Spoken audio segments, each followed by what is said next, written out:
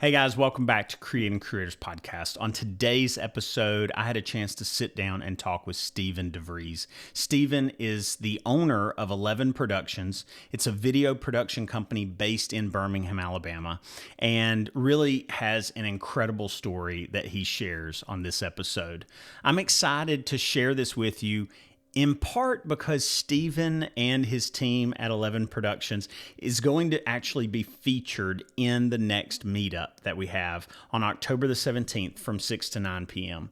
We will actually be hosting that meetup at his studio space in Birmingham, and we will be featuring one of his more unique employees named Winston. Winston is a high-speed motion control robot and something that I'm really excited for you to see in person. I really do appreciate Stephen for being on this podcast, as well as for offering his space and Winston for us to be able to feature at the next meetup.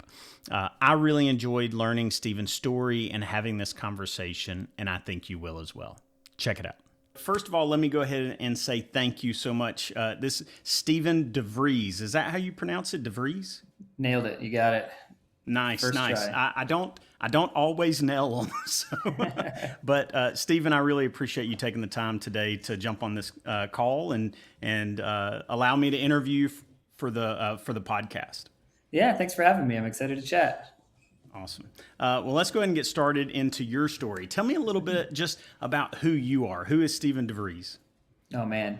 Um, from a career perspective or like a big picture? These are big questions here. Yeah. In this case, we can take it whichever direction you want, but typically I want to know, like, where'd you grow up? Where'd you come from? Okay. Tell me a little bit about your, I guess, early years, if you'd like to go there. And then in the next one, we get more into like the creative journey and maybe career. Yeah. Okay, cool. Yeah. I'm actually born in Columbus, Ohio, but I moved to Auburn when I was 5. So I'm kind of a transplant, but I'm a transplant Southerner. I've pretty much lived my entire life down in the South. My dad got a job teaching at Auburn, so we moved down there, and I went to kindergarten all the way through college in Auburn, and then repeated my 5th year of college for a kind of a career trajectory change in UAB, and moved up to Birmingham for that. So I've kind of been in and around the area for quite a while now. And so what did you major in college? Well, I started as pre-vet, pre-med with the intention of being a vet. I wanted to work with animals. And so I've always kind of loved art and I've always loved animals and science. And it was kind of one of those two things. And going to college, that seemed like the more stable direction, the animal science direction. I was like, okay, there's jobs here. I can go apply and get something. That with the art side, I was like, I don't know what you do with an art degree, but I could get one. So I went that direction. I actually got a job at the vet school and was working at the vet school at Auburn University while I was in school. And just after it was about three years of college that I was kind of in that track. It just wasn't really what I wanted to do. I loved animals, but that side of things wasn't really where I wanted to be. And it was becoming clear to me that that wasn't sort of the path. And so I kind of went back to the drawing board and shifted back to my other passion, to the art side of things. Do you have anyone in your family that was already doing sort of like a creative type career, or were you sort of unique or maybe a black sheep to the family at the time?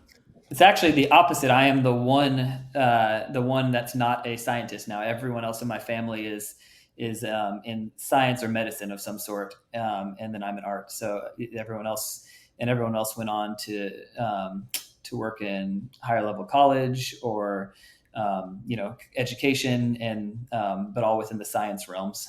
And then there's Yeah. me in the art Does your world. family does your family still live in like the Auburn area? My parents are still down there. My dad's still a professor, and my mom works at the university. My sister actually, after college, moved up here. She's a physical therapist here in Birmingham, and then my brother's a professor, a science professor in Kentucky as well. Wow, you really They're kind of all not only over. are they in science, but they're like high up in science. Oh yeah, yeah, for sure. That's Yeah. cool. All right, so tell me a little bit of your creative journey. So you said you switched over to arts. Were you doing Mhm. anything even before college, when like in photography or video at all? Not photo or video. I've always been into art, but it was always sort of more hand done art. So I was into painting, sculpture, drawing. I've been drawing since I was 5 years old. I took art classes in the summers. I was in every art class you could get in middle school and high school.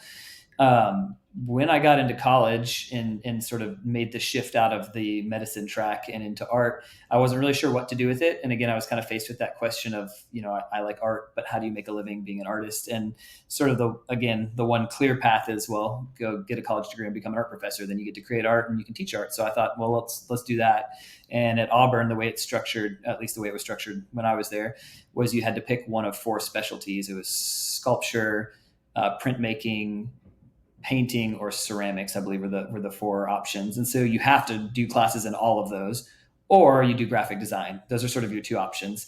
And so I kind of went in again to the undeclared art. Is it going to be graphic design? Is it going to be fine art? I wasn't sure, and just started taking a bunch of different classes and experimenting with what did I like. And honestly, I kind of liked it all, but all of it was sort of like, so what do I do with a sculpture degree? What do I do with a printmaking degree? I wasn't really sure where to go with any of that. And so this whole time, I think I had this thing looming in the back of my head that like, the clock was ticking. Sooner or later, I would not be in college and I would need a job. And what is that job going to be?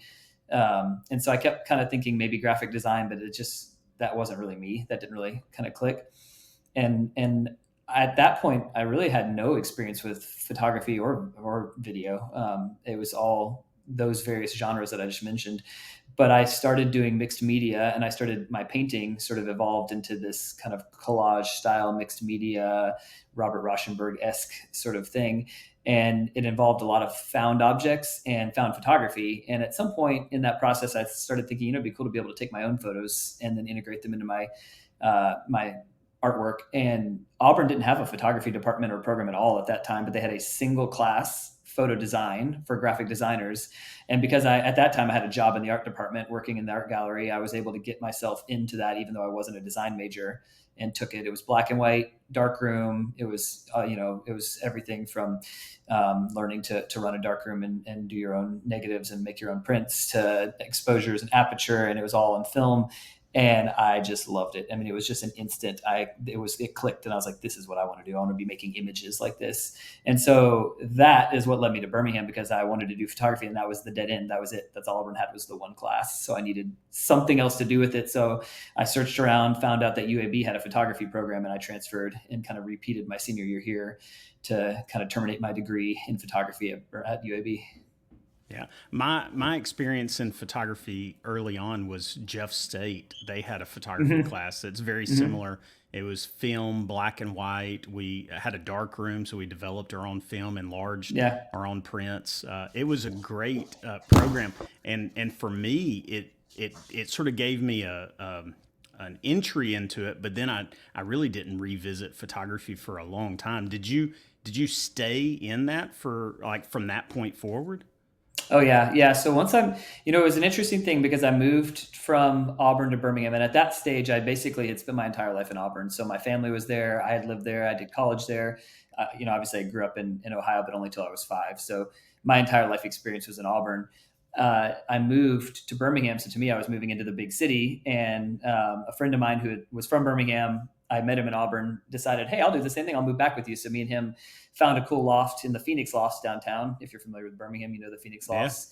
Yeah. And we're like, cool, we're going to live in a loft downtown. And we moved up here, and it's a bit of a rude awakening because we got here. And at that stage, it was 2007, I believe, there was nothing. I mean, it was a ghost town. So I moved into the big city, and I was like, wait, where's the city? There's nothing here. Yeah. But the crazy thing was we picked this random building. I don't even know how we landed on the Phoenix Lofts. We picked this random building. And at that time, 2007, 2008, every photographer in town was in that building. And so, I mean, we rolled in the door and met everybody in town. And I instantly had this amazing sort of cohort of photographers, people to learn from and to absorb knowledge from and to assist and to work with. And so, I mean, from that point on, I didn't put a camera down. I was just right into it. And that really helped a lot. Being engaged in that, like that kind of creative community there was just insane. It was amazing. Yeah, it's always amazing. So many of the people that I talk to, they have this like friend group that that sort of sharpens each other. It seems that in the creative industry, at least, you really need those people around you that sort of you can talk shop with, or better yet, just go get your hands dirty creating some Yeah. stuff with. Are there any of those people that you still stay connected with, that are still I, maybe even that you work with on a regular basis? I still talk to them all. I actually literally just got off the phone with Rob Culpepper was up there, Brian Yeah. Johnson, Caleb Chansey, Kerry Norton, Jason Wallace was there. I'm trying to think who else. I mean, there's this whole crew. They were all in like a space together at one point, and then they kind of all sort of spread out in different directions. But yeah, I'm still connected with all those guys. And now that I stayed in the Phoenix Lofts for about 10 years. I had my home there, and then I had my home / workplace there, and then I had a home and a workplace there. I separated the two, and then eventually moved into the studio I'm in now down the street. So now that I'm not there, I don't kind of interact face to face on a day to day basis, but I still see those guys around and connect with them. And but it was really cool because at that time there was just this like energy, like you couldn't walk in and out of that building without bumping into another creative. And then through the 10 years that I was there was like a magazine moved in for a while. Time Inc. had studios there for a little while. I had a couple different studio partners on the first floor and the second floor. There's just like this constant creative overturn of people. And to me, that's like the most energizing thing, is getting to like bump into and be around with and like, engage with all these other creatives doing cool, fun stuff that just gets you going. Yeah, it sounds very envious to have Yeah. that kind of opportunity to Mm-hmm. just be around creatives that often. It's almost like a shared workspace before Mm-hmm. we really had shared workspaces Yeah. in the Birmingham area, like the Yeah. It was, Innovation Depot before the Innovation Depot. right. Right. All right, so tell me this. Tell me what is your fascination with? You call it the digital forest. I don't The know if that's digital the forest. official. Yeah, I noticed It's, this on your oh Instagram my gosh. There's like as I was hundreds. going through it. You Yeah. have tons I, of these. I think there's hundreds of them now. It started as a, I don't know how or why it started. I was going through so I travel a lot for work. Right. And so we use the Delta Amex for our production company here. So we fly Delta for everything. It's just like the perks of it for travel and baggage and all that works out well. And because we do that, Yeah. I fly through Atlanta every single flight. So it doesn't matter where I'm going, it's through Atlanta. And this digital forest, as I've dubbed it, is the connector between terminals A and B, and every Delta flight is an A or B, and you always fly into one and out of the other. So I'm making this connection, like as you've seen on here hundreds of times. And I just this like there was a stage years ago. There was a guy named Stuart Jones who I worked with for years and years, and he and I had like a 4-hour layover on the way back from somewhere overseas, and we were stuck in the airport. And we thought, let's go to the one end of the airport and walk the whole thing and just see. And this is truly the only connector between any of the terminals in Atlanta that's interesting. All the rest of them some of them have little museum exhibits, but this one is just like this decked out, awesome art environment. It's like warm or like cool and cozy. It's got this light. It's just this crazy thing. And so I took a picture of it, and like the first one, and a bunch of people messaged me, where's that? What's that? And I was like, oh, and so then every time I go back, we just go through it. And then my kids got caught onto it and love it. And everyone looks at me. So I get messages all the time now from people don't know who they are that will tag me in it. Like, look, I'm in the digital forest. I'm like, I have no clue who this person is, but I've been doing it for a decade now. And so every time we go, my kids will get disappointed if we go on a flight and we don't have enough time to go. If we have like a tight connection and we have to take the train, they're like, oh, not the digital forest. Yeah. So we actually, when we renovated our studio about 1.5 years ago, we looked into, can we install something like this ourselves in the studio somewhere here? And we haven't found the right solution yet, but I was like, we need our own little mini digital forest. Yeah, I think you should connect with the original artist, man, Artists, and yeah. get them to do an art installation there at your studio. That would be It's incredible. it's a little sad because I like there's Stuart, the guy I mentioned before, walking down. Yeah. It's a little bit become like the documentation of the decay of the digital forest because they're not really keeping it up very well there. So like none of the LED panels like these ones you're about to see here, these don't work anymore, and like it's kind of slowly falling apart. I'm hoping that they get it back up and running. But yeah, there's hundreds of these. I think you should start some type of movement, save the digital forest. Yeah, there you go. Get some conservation efforts out there. Well, if you're ever in Atlanta, definitely. Yeah. And if you're ever in the Atlanta airport and you've got a connection between terminals A and B, take the walk. It's worth it. Skip the train. That's awesome. Well, I loved it. I think I've seen this one time in my travels. But then, I mean, obviously you've seen it many more times than just once. But it was really cool. Just whenever I noticed it, I was like, okay, I've got to talk about this with him, just It's because it funny. seems to be such It's a it's become prominent thing for you. it's become a how can I do this different each time now because I've done it so many times. How can I find a different way to document it? Well, I thought it was neat whenever you brought your kids, your wife and Oh kids yeah, into it. So they love that's it. the shared experiences, man. That's what it's all Yeah, about. I love it. At Yeah, one it's point, great. there's like a video of somebody napping. Is that you napping, or did Not you me, see but somebody napping? Okay. but I would definitely, if you want to nap at the airport, this would be a great place for it. It's like cozy. It's dimly lit. It's nice. If you Yeah. want to, if you're into public napping, this would be a good spot for it. Yeah. Not my thing. Airport napping, I do not recommend typically. Yeah, It's not, you have a hard time finding comfort. yeah, and concerned about all your stuff that's just like laying in the airport while you're asleep. Right, right. I can only imagine.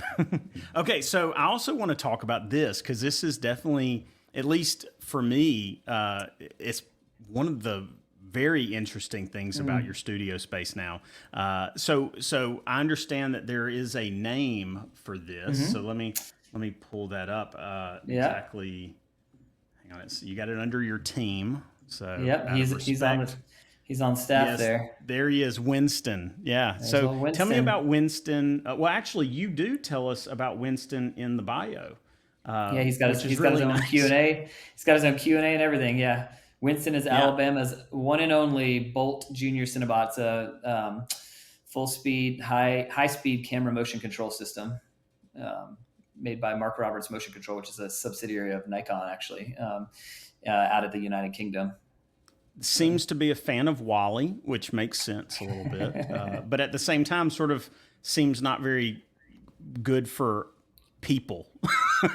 yeah, he's dangerous. You have to be careful Yeah. with him, but yeah, it's a really cool tool. It's something we implemented here in the studio about 3.5, 4 years ago, and it's been really cool. So it's the there's only a handful of this.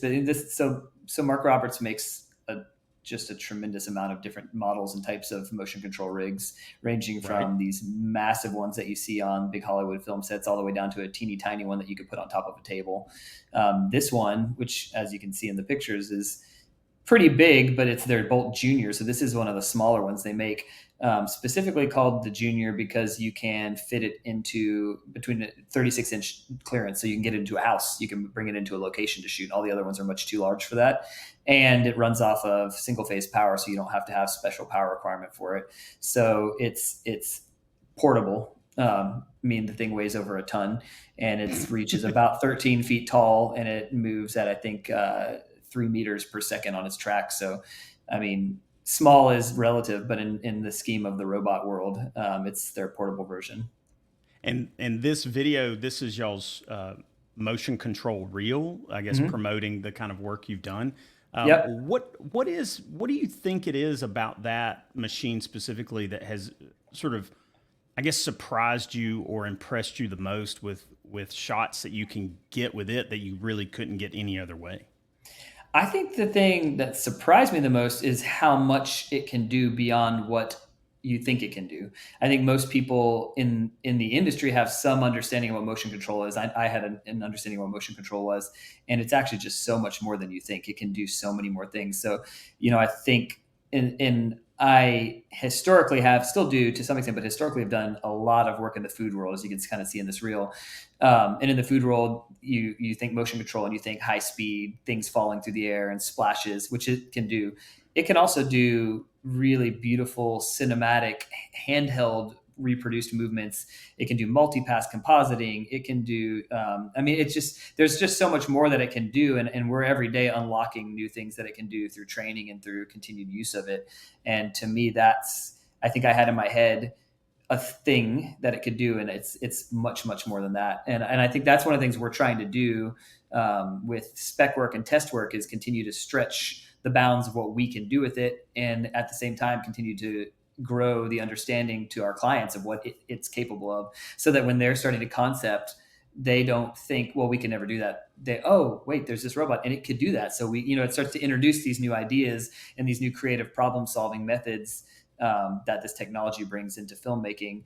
And for us, the challenge is like bringing them out, learning them, figuring them out. And it's the motion control robot world is a little bit like the Wild West. Like you say, hey, I want to have another little robot that drops something. And they say, well, find some guy and he'll build you one. You don't go to B&H and order it. Like with ours, we wanted it a little taller to reach. And they had us reach out to a metal fabricator, give him specs. And he built us a 13-inch riser. And we had to get a chain hoist and take it apart and put it on.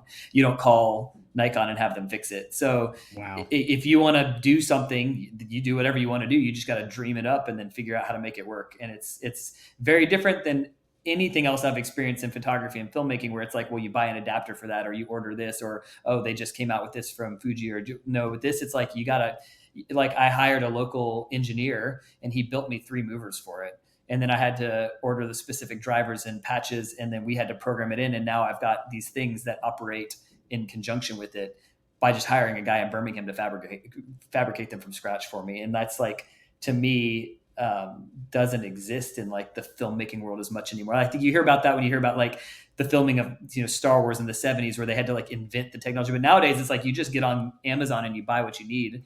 And this is not that. And that's also surprising to me, because when we had a cable that broke in it, and they like mailed us a little cable in the mail and a like 15-page PDF document and said, good luck, fix it. And I was like, well, what do you mean fix it? I have to fix it.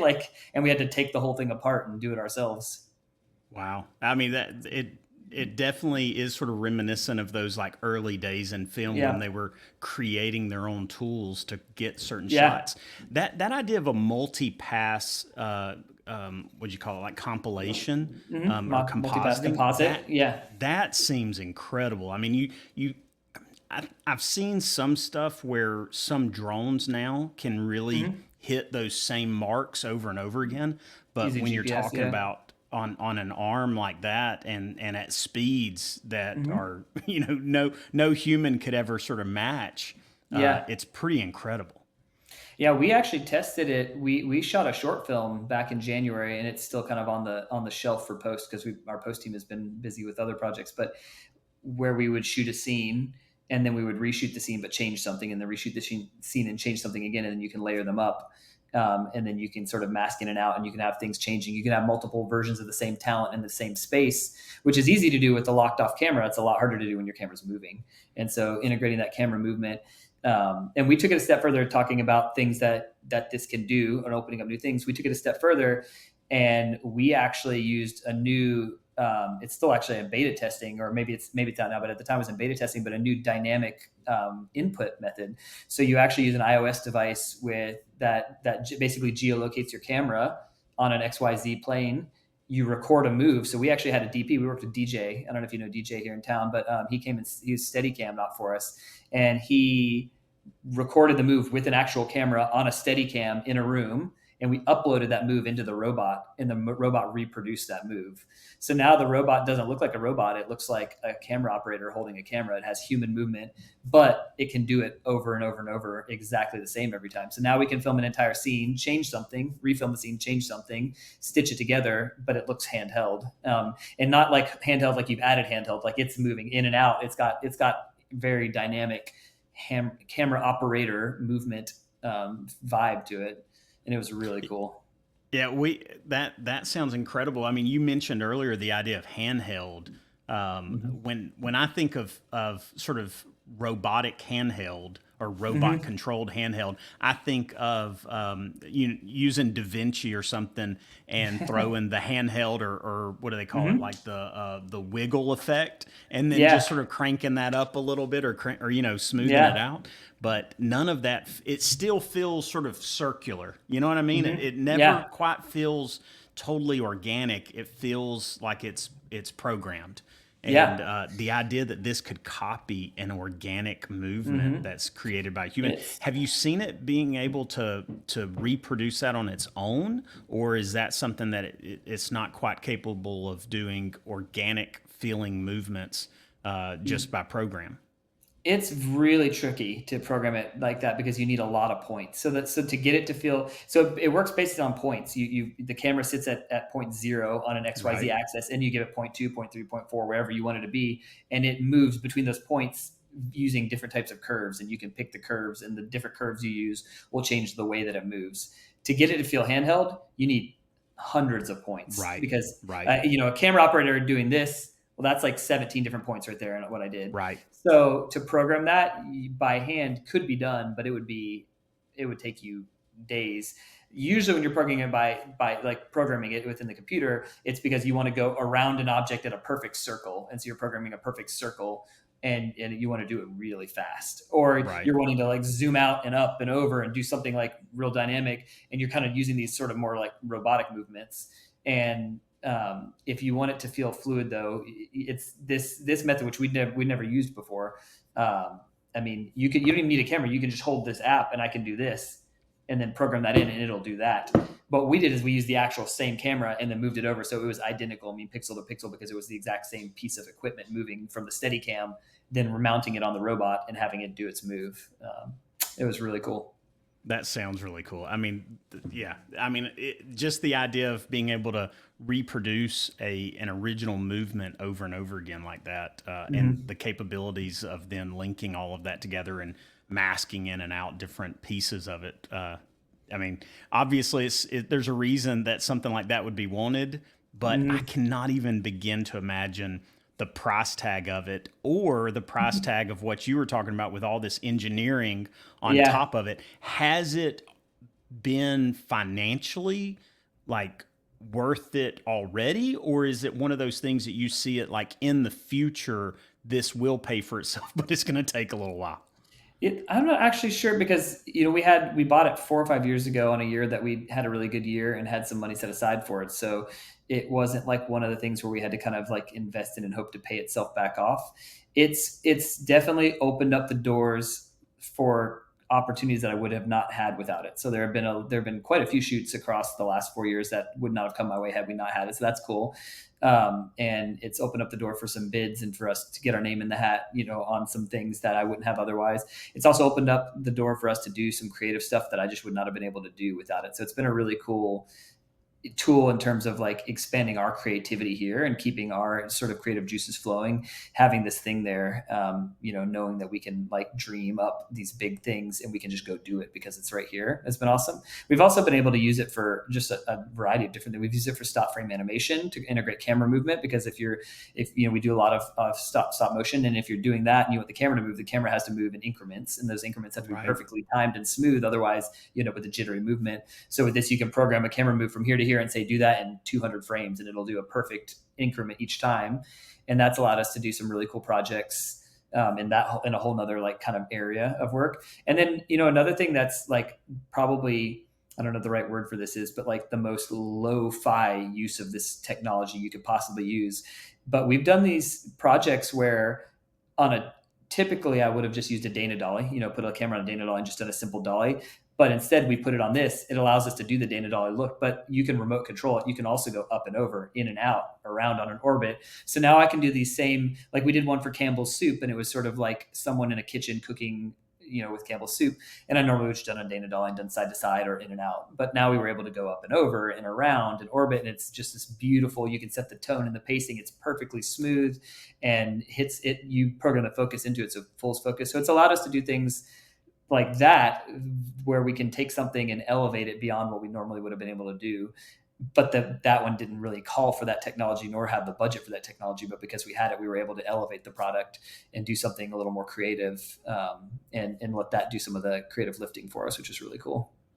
I can only imagine sort of the future potential with a machine like that.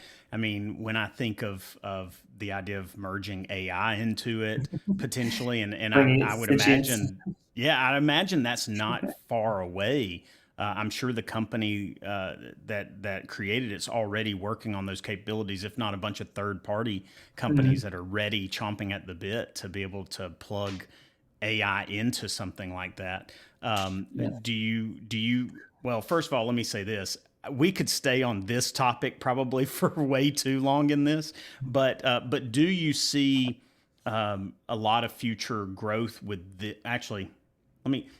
I know there's a lot of future growth, but let me ask you this question, because I don't want to waste time talking about something that I already know the answer to, but I do want to know this. And then I lost it. Don't do that.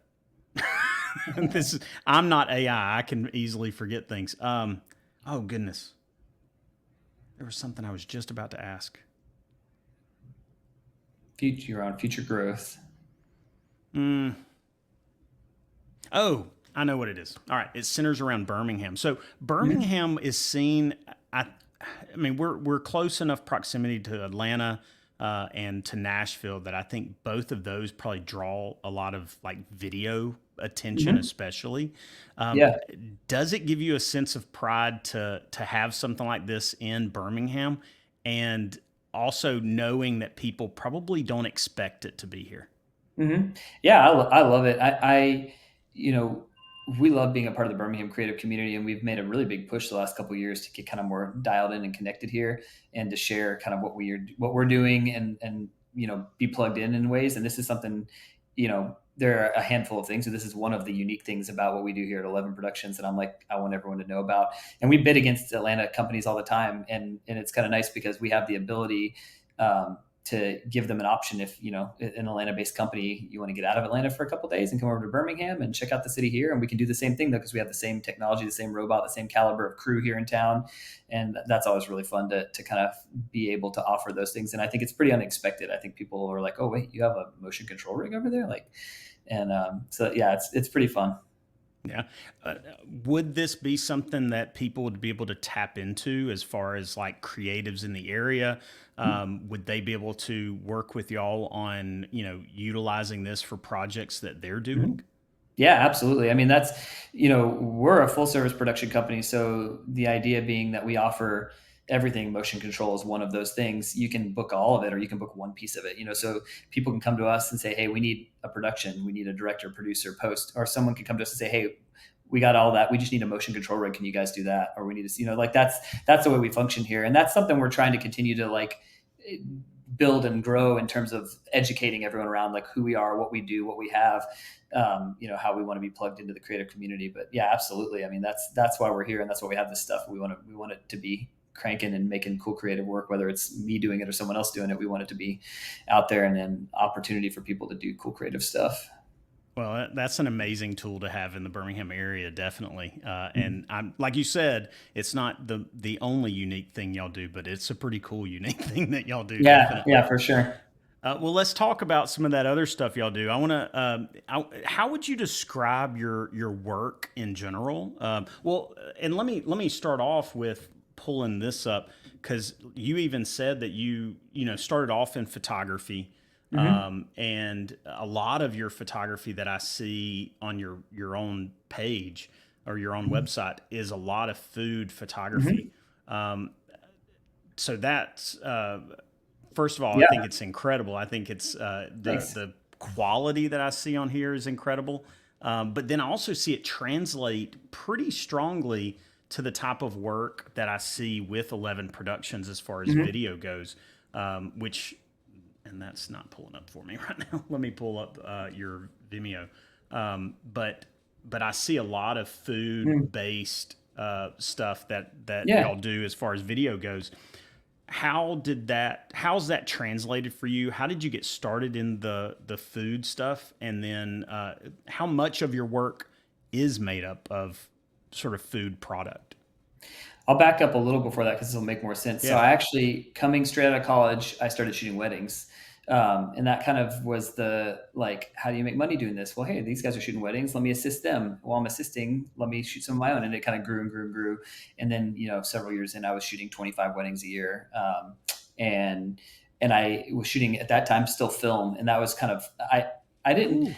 it's a hard it's like a it's looking back it's like kind of I have a love hate relationship with it. Like I didn't hate weddings, I didn't love weddings, but I loved that I was getting to be a photographer for a living, and I loved that I was getting to spend these moments with these people that were like on the happiest day of their life.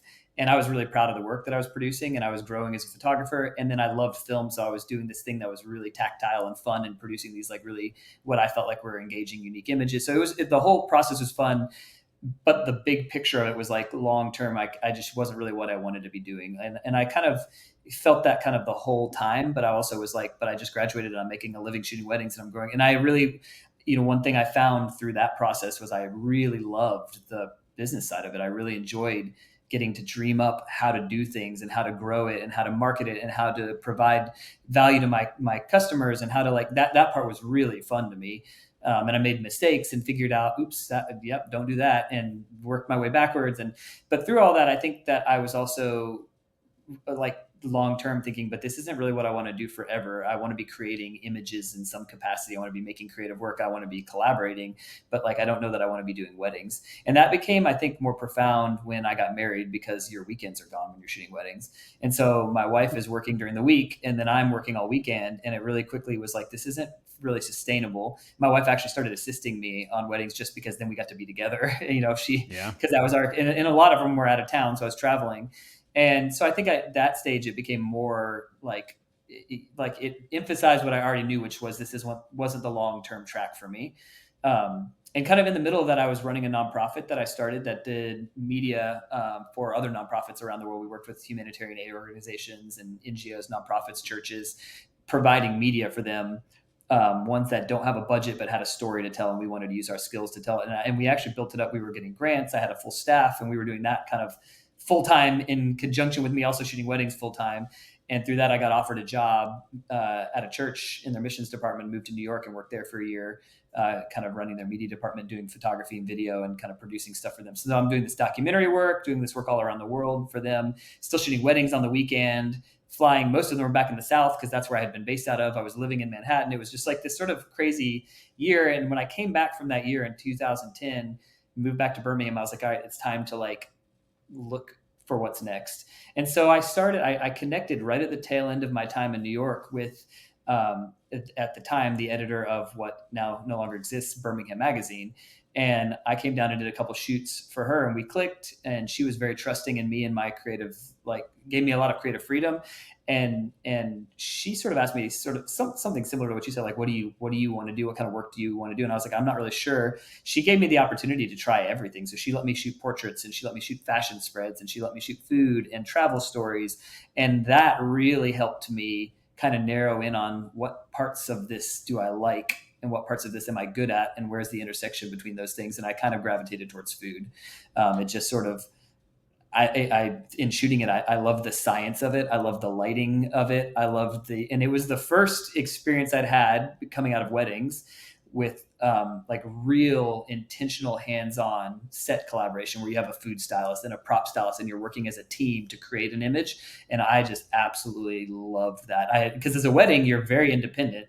You're kind of like hiding. You don't want anyone to know you're there. You want to disappear into the crowd and be able to capture moments. With this, I was like, no, I have a team and we're working together. And that just energized me. And so I kind of went that direction, and Birmingham is like the perfect spot for that, because at that time, Southern Progress, or I think at the time it had just become Time Inc., was here, and there's Cooking Light, Coastal Living, Southern Living, Oxmoorhouse Cookbooks. They were all in this one hub. And so I was able to break in with those and start shooting food for those magazines. And then I was able to use that to get work with more national magazines, Garden and Gun. I was able to use that to get work with people like Publix. And then I started getting, and so just sort of like grew and grew and grew into a commercial photography kind of career. And food was the focus. I mean, 100% tabletop food was like what I did.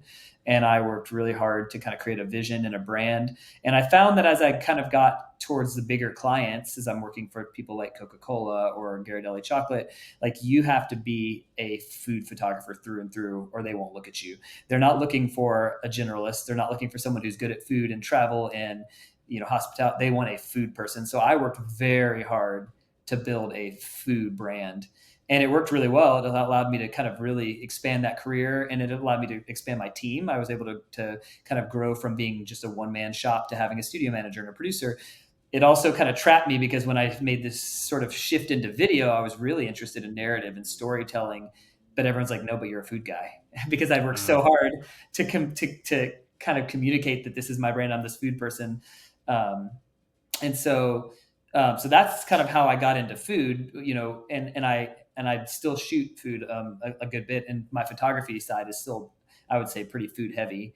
But when I made the shift into motion, I really wanted to expand beyond that in narrative and storytelling. I love food, and I do food motion as well. But I wanted more to it. I wanted more story. I wanted more emotion. I wanted more, ability to kind of work with with actors and talent and pull out emotion and performance. And so that's kind of why we rebranded as 11 Productions originally 7 years ago. Was I just needed to remove my name from the brand, because when the name Stephen DeVries popped up, people were like, "That's the food guy," because I had worked so hard to build a national brand as a food photographer. And so that name, I couldn't get people to hire me outside of the food industry at that stage. I think it's probably 8 years ago now when we made that shift. So I don't know if I veered off course there, but that's kind of the story of sort of like the transition from weddings into food. And then the food into motion was, honestly, I was shooting food and I had broken in with Publix, who is still to this day one of my longest and biggest clients. I've shot with them for over a decade now. And a creative director from one of the ad agencies that I shoot Publix with messaged me and said, "Hey man, have you ever done stop motion?" And I was like, "Well, I did it in college. Yeah, I mean, I haven't ever done it like professionally." And he's like, "Well, I've got this project I want to do. We're going to hand write out these scripts with flour and grains, and it's going to all be via stop motion. Would you want to do it?" And I was like, "Heck yeah, let's do it." And I had to like figure it out on the fly, because I had done it like, in a college campus in an art studio by myself, where I had like 3 months to make a thing. And this is like, "Oh, you're gonna have a 2-day shoot and you got to produce 4 30-second spots." And I didn't know anything about it. So we figured it out, and it was such a hit. This was probably 8 or 9 years ago. That's it right there. It was such a hit that Publix still to this day uses it as a reference for work. Well, that's a reel, but that first from that spot. And then I think it's right here. And then that spot actually landed me my first broadcast spot ever, because Joanne Fabric saw it and called me out of the blue and asked me if I would come do as a full national broadcast series for them, 3 30-second spots, all because they saw this. And that's how my motion career started. I did that, and then just bit by bit grew into directing across a period of 8 years. And to me, it was just an extension of that thing that I mentioned a minute ago. When I first came from weddings into photography and did that food shoot where I had a food stylist and a prop stylist, and I was just like, this is the best thing ever. I get a team, we get to work together, and she's bringing this cool creative thing and he's bringing this cool creative thing, and we all get to put them together and make this bigger thing than us. But like motion directing is just that amplified. It's just more amazing creative people that you get to partner with, that get to bring their skills to the table. And as a director, you get to be a part of all of it. You get to work with everyone to help your vision and their visions all align to create this big, beautiful thing. And there's nothing in the world more energizing to me than stepping onto a set as a director and having my whole team there just like rocking it, and knowing that, man, I've got the best people here with the most amazing creative energy, and we're going to just do something beautiful together. Like, that is the best thing ever. Recently, just talking about like story and directing, there's been 2 projects that I've seen recently that really sort of I guess shined a light on sort of the abilities that I see from y'all, especially in storytelling. And part of it, or one of them, was this Alabama Power, and there's like, it's like a series of videos, but it's it's well shot. Obviously, the sort of timing of the dialogue back and forth, especially this one's probably my favorite one. This is actually before us. Say that again. This one was actually before us. This is last year. So I'm sorry. we shot this year's. Okay, so that was these that you shot then. Okay. Yeah, we shot this one, and we shot the one with the 2 boys this year as a continuation of last year's project. Yes. Okay. So just the storyline of these, the dialogue back and forth is really good. Obviously, the idea of Alabama Power being more community friendly is always going to be good for a big company like that. But anyway, I love these. The other one was let me see. I think I see it on your. You just had Seth, I think, on your show. He did the lighting for that. He was Genie on that one. On the Alabama Power one. Yeah. Seth Newell from Alagripco. Yeah. He's great. He seems like he's got his hand in a lot of things right now. There was another one that I saw. Okay, I think this was behind the scenes of it. It was the Schlotsky's Deli. No, that wasn't it. It was this one. This was the one with the truck that y'all were doing. Yeah, so there's a BTS on it. But yeah, so we shot this with Telegraph, a local agency here in town. This is for the Alabama Department of Economic Commerce. They're doing an electric vehicle initiative, trying to hype up electric vehicle usage in Alabama, and hired us to do a spot kind of showing the power of electric vehicles. And it was really fun. It was a really cool spot. Yeah, I see a little bit of Air 7 Media's equipment in some of the behind the scenes on this. Were y'all working with Aaron Spigner, or He was it might have been. just I think he might have done VTR playback for us. He comes on set and does VTR for us from time to time, and he's done camera stuff with us. I can't. This is a little while back. I can't remember, but I think he was a part of it. Yeah, yeah. Aaron's great. so when you say that you wanted to transition more towards Mhm. like the storytelling and everything, Yeah. how how were you able to sort of get to that, and really why did you want to go that route more than, I mean, obviously you were making money doing the food, Mm-hmm. the sort of stop motion stuff. Why did Mm-hmm. you want to get into that, and how did you finally get there? I think that so I didn't want to necessarily leave food, stop motion, tabletop. I wanted to kind of expand beyond that too, though. So I wanted to continue in that world and do that stuff. I found that like in the photography world, you really have to be a specialist. Like you, especially at like a high level. Like and my goal was to kind of take this to a high level. Like I really wanted to be in a national, international kind of production world. As a photographer, you really have to be so just like laser focused because when you get to that level, they're looking for a very, very, very specific thing, and any little thing that's like out of that lane kind of throws them off. So I found that from a client's connection standpoint was really important. I don't. I find this the same. I find that it's pretty different in the directing world. It's more about style, and so some of my favorite directors that I like don't have a genre. They're not a food director or a kids or a car director, but they have a specific style. In fact, one of my favorite directors has done an M&M's commercial and a Universal Studios commercial and a Hyundai commercial and an IKEA commercial. So like every genre you can imagine, but he's got a very specific style. And so that's kind of what I wanted to be able to do is expand my work, kind of grow my style as a director and grow our style as a production company, but also expand into areas that allowed for us to be creative in different ways. And to me, there's like a real specific thing with food directing. A lot of it's tabletop, a lot of it's motion control, a lot of it's splashes and pours and high speed. But there's not always a lot of story to it. And there's definitely not a lot of emotion to it. The emotion is hunger, right? You're trying to evoke hunger in people. But like I wanted to be able to work in areas that allowed me the creative freedom to do things that were sad, things that were exciting, things that brought human emotion to it. And whether that's short films or commercials or I just, it to me, and I think this is part of being creative. I mean, and you've heard my story so far. It's like, there's always something else. You're like, you get good or you get comfortable with one thing. You're like, ooh, but I want to do this now. I want to do this now. And that's what keeps me energized is like, well, now I'm going to do motion control. Well, now I want to add some more pieces to that. Well, now I want to try this. Like I've never kind of hit that point where I'm like, all right, cool. Got it. We're done. We're there. And I think that's what keeps us moving here, but it's also what keeps me excited about doing this and why I want to come back every day and do it. Is that there's always something new and something different, and you can always kind of grow and expand and explore. And so to me, getting out of that, and it also just opened up the door to work with cool people because I was just stuck in this sort of like one area, but there's all these other areas and all these other creatives and all these other people doing cool things. And it was just really exciting and energizing to be able to try and get into those worlds.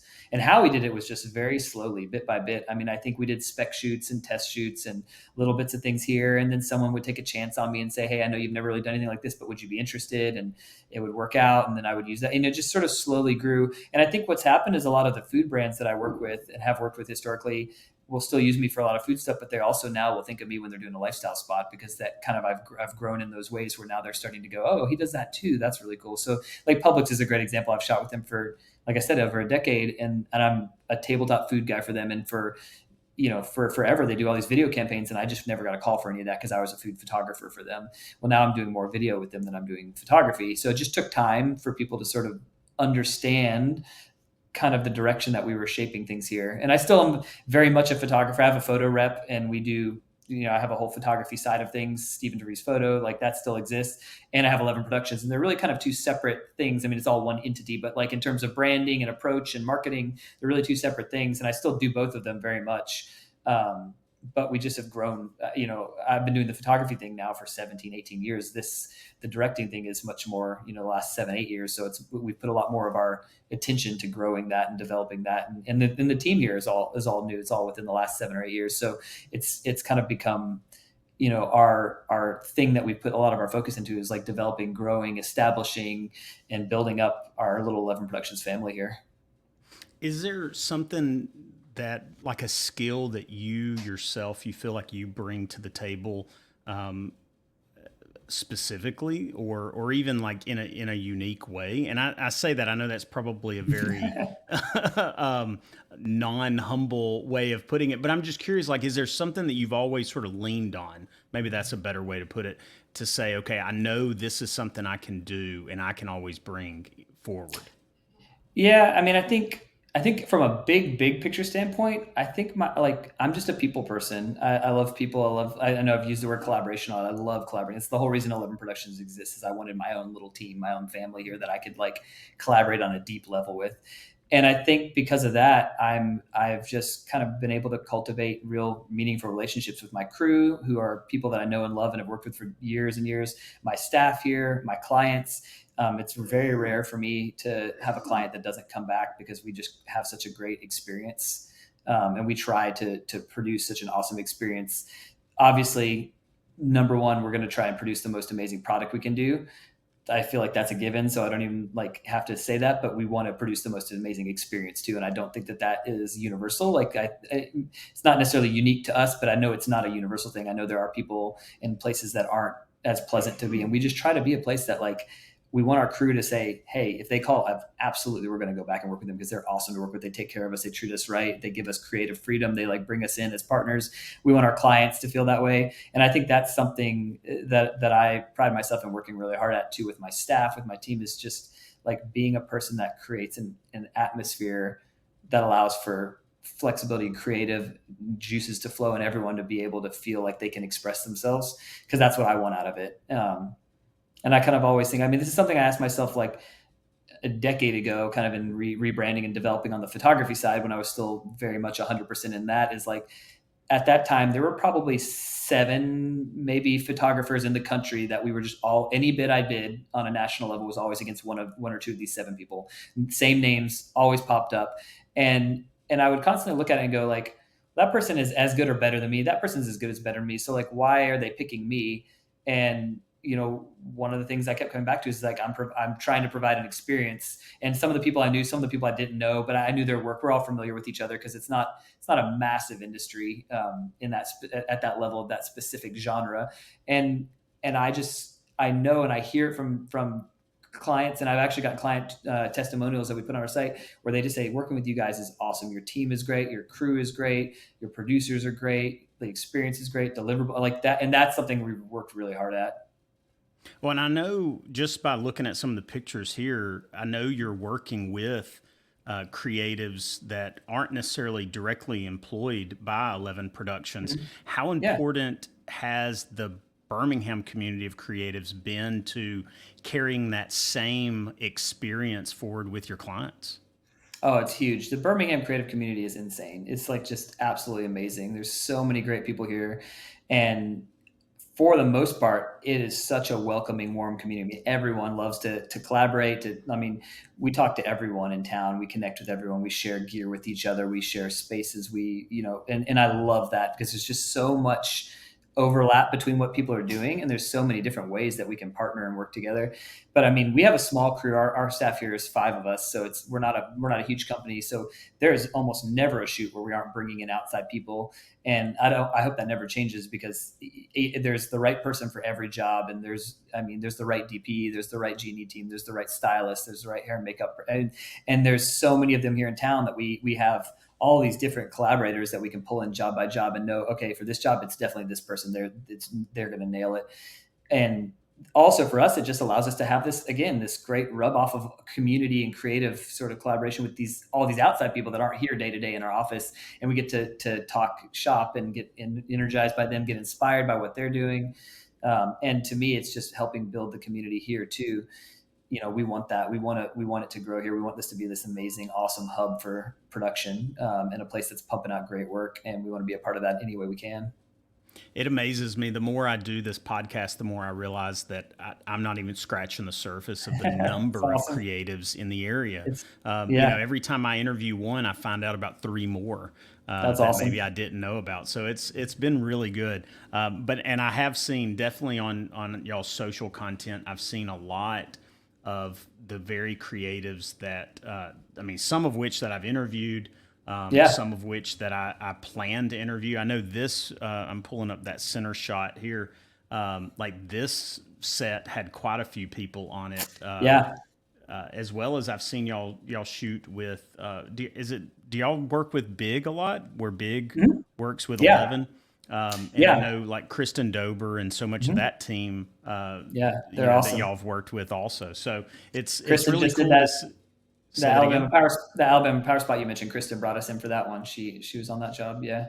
Yeah, it's always great to see sort of the recognizable faces in Yeah. so many different places. So Yeah. it's nice. Not to I love it. mention, it's cool to see again that kind of quality that's coming out of the Birmingham area. All right. So I do want to talk gear. I know we talked a little bit about Yeah. your robot Winston, but I want to Yeah. know, like, over the years, how has your I guess gear? Are you a gearhead? Do you see yourself as that? And how has your gear sort of developed over the years? And props to you on this camera, the one on the Uh, left down it's here. I mean, sitting, it's sitting right behind me.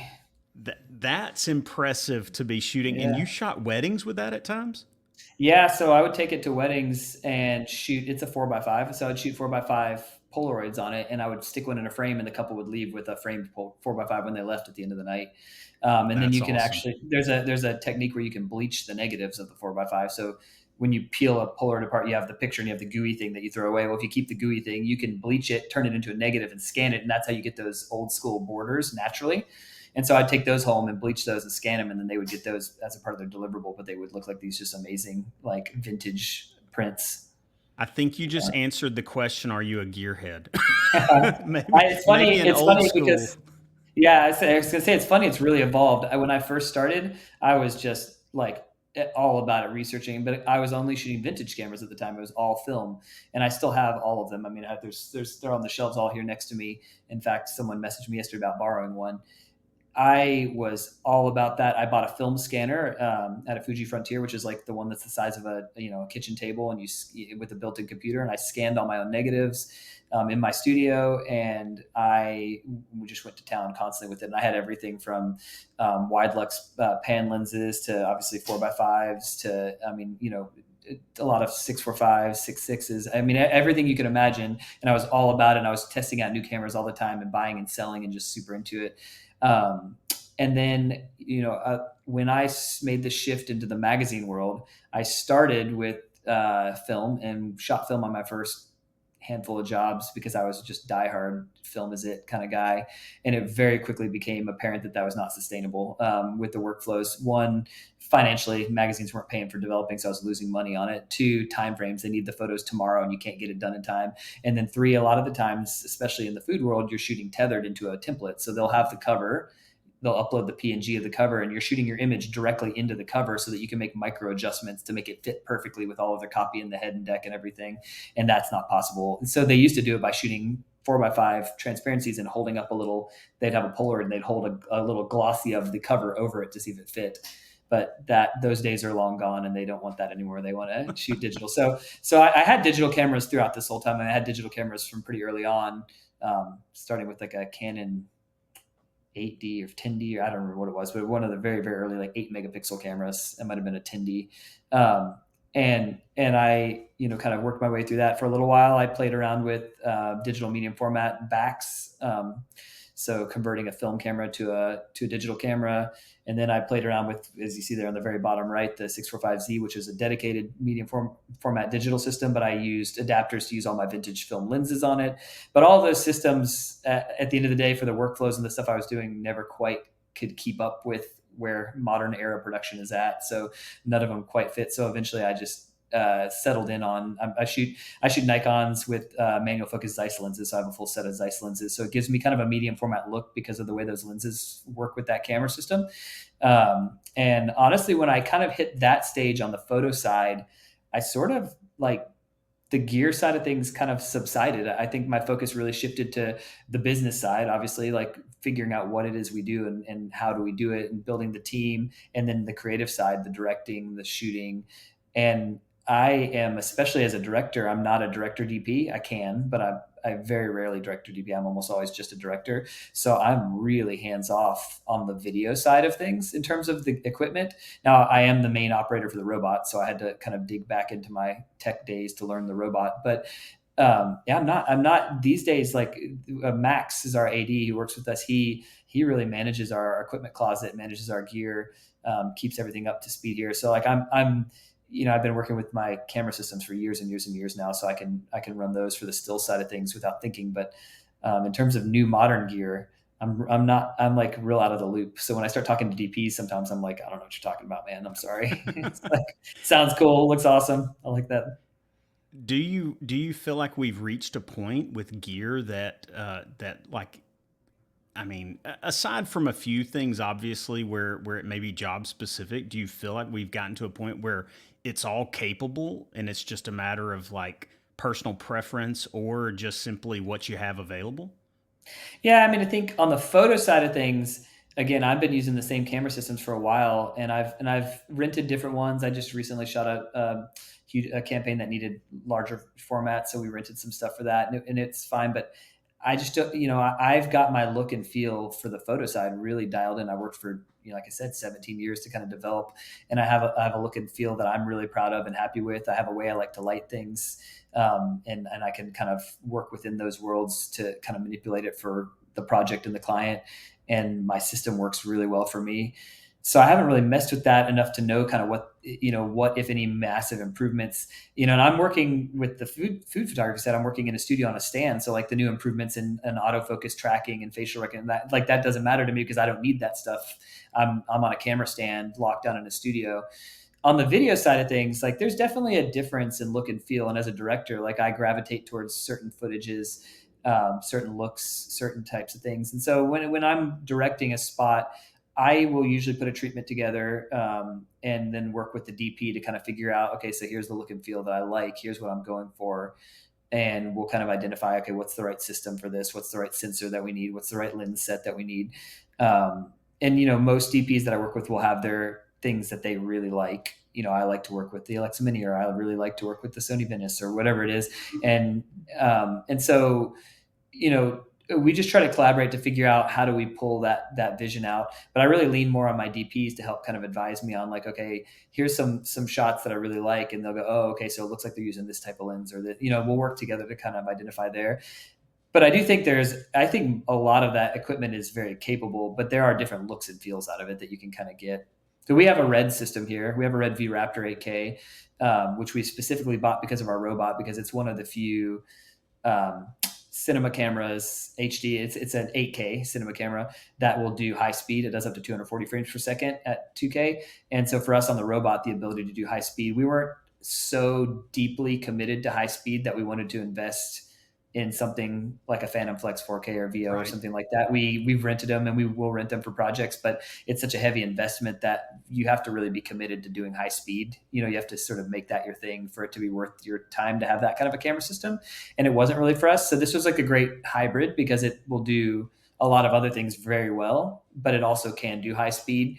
And so we bought that system, and it's been great to have that here, and it's a beautiful camera. It's a very, very great workhorse.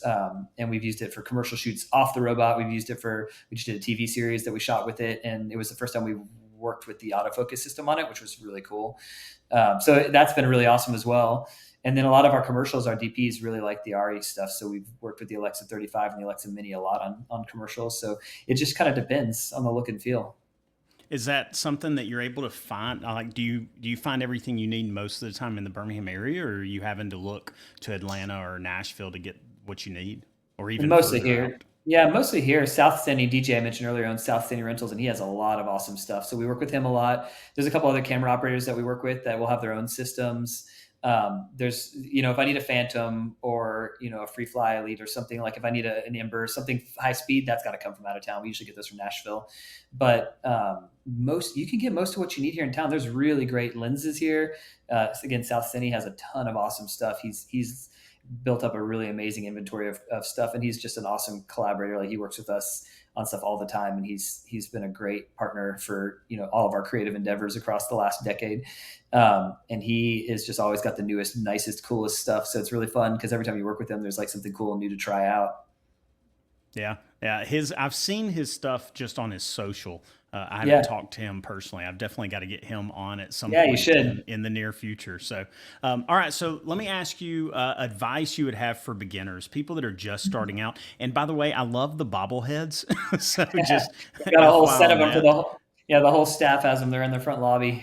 Yeah, those are awesome. But what advice would you have for somebody just getting started out? Maybe in like food photography or just in creative industry in general. Oh man, that's a good one. I think try a lot of things. I think that's like to me. I think if I look back at the 18 years I've been doing this now, I'm so glad I tried all these different things. Even though I don't shoot weddings anymore, I'm glad I did. It really influenced the way I think and the way I shoot and the way I interact with people. That taught me a lot of people skills because that's a very people skill heavy industry. I'm glad that I shot fashion for a while and don't do that anymore. But it was really fun to learn that type of lighting and to learn how to work with lights that way. I mean, I think just trying a lot of things. We have a long running internship program here at 11 Productions, and one of the things I always tell my interns when they first come in is that you could tell me, hey, I'm interested in being a director, and that's great, or hey, I want to be a DP, that's great, but you're in college right now and an intern, and I'm going to make sure that you get every experience possible here. You're going to have days where you're working on post, you're going to have days where you're shadowing our producer, you're going to have days where you're doing equipment inventory with my AD, you're going to have days where you're on set helping me as a director, you're going to have days where you're PAing, you're going to have days where you're studio managing and taking out the recycling. I want you to get all the experience and see everything it takes to do this. And I've had interns after the InGo. I thought I wanted to be a DP, but after doing this, man, I think I really want to work in art department. That was amazing. Like, I try everything because once you get down the road, it's a lot harder to go back and try things. And honestly, as you kind of establish yourself as a professional, it can be harder to get people to let you. Hey, if you're like, hey, I'm already in the industry working, and I kind of want to be a director. Can I shadow you? Directors might be like, I don't really want you shadowing me because I don't really want. But when you're getting started, you have full access. Like people will let you come and try things and observe them and learn from them. Like do as much as you can. Try everything. Yeah. I've always said that being a student or being a teacher are two of Mm. the biggest advantages in the creative space Yeah. because people will let you just come and sort of experience it. I came out of the Yeah. classroom, so I was a teacher for a while, and I would reach out to people, just call them or DM them, and just say, "Hey, I'm a Yeah. teacher. This is what I'm doing. I would love to come check out what you're doing." And it's amazing how many people will say yes to teachers, but Yeah. probably even more so with students. So Yeah. great, Absolutely. great advice to just try new things and try as many different areas. It's amazing the opportunities in creative space and the jobs that Yeah. are there. That blew my mind. I had no idea. I mean, obviously, I was in painting and drawing, and then decided I liked photography. I had no clue there was stop motion animator was a job. I had no clue that there grip gaffer and DP first AC. I didn't know I didn't know those things existed.